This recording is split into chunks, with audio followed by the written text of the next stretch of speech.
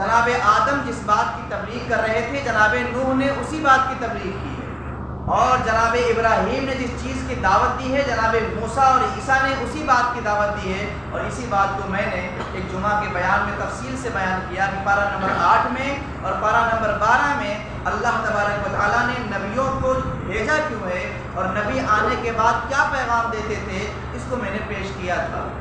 پہلے یہ ذہن نشین کریں کہ دین کبھی نہیں بدلتا، سارے نبی ایک ہی دین کو لے کر کے آتے رہے، اور محمد الرسول اللہ صلی اللہ علیہ وسلم اسی دین کے آخری نبی اور آخری رسول ہے۔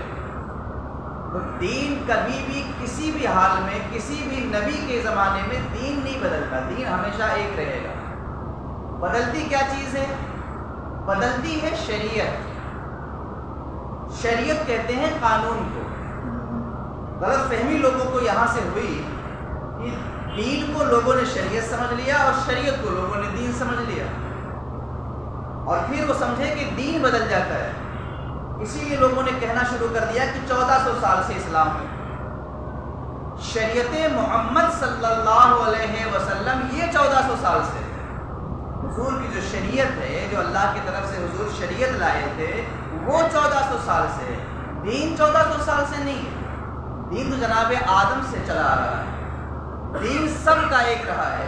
اللہ تبارک و تعالیٰ نے انبیاء علیہم السلام کو الگ الگ علاقوں میں، الگ الگ ملکوں میں، الگ الگ جگہوں پر بھیجا، الگ الگ قوموں میں بھیجا۔ تو ہوتا یہ تھا کہ پہلے جو نبی آتے تھے حضور علیہ السلام سے پہلے، وہ نبی ساری دنیا کے لیے نبی نہیں ہوتے تھے، ان کا پیغام ساری دنیا کے لیے نہیں ہوتا تھا، مخصوص علاقے، مخصوص قبیلے اور مخصوص خاندان میں آتے تھے، اور وہ ان کو دعوت دین دیتے تھے۔ دوسرے علاقے میں دوسرے نبی ہوتے تھے، تیسرے علاقے میں تیسرے نبی ہوتے تھے، کسی اور علاقے میں کوئی اور نبی ہوتے تھے۔ تو ایک زمانے میں کئی نبی ہوتے تھے، ایک زمانے میں کئی نبی ہوتے تھے۔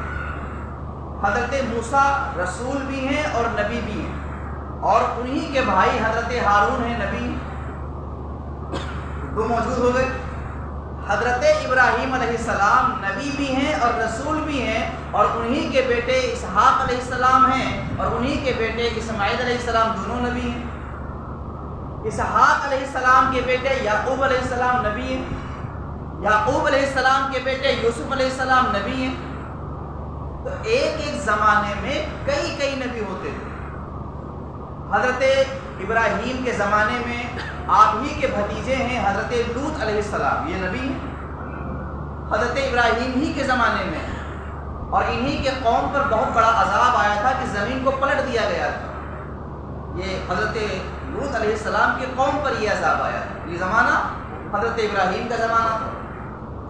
تو ایسا ہوا ہے کہ ایک زمانے میں ایک وقت میں کئی نبی ہوتے تھے، مگر شریعت یعنی قانون، اعمال و عبادات، حلت و حرمت، یہ جو قوانین ہیں، یہ انبیاء جو ہوتے تھے اس قانون کو پھیلاتے تھے۔ آپ کہہ سکتے ہیں مبلغ ہوتے تھے، مگر آج کل کا مبلغ مت سمجھیے گا، یہ اللہ کی طرف سے ہوتے تھے، اتنا فرق یاد رکھیے گا۔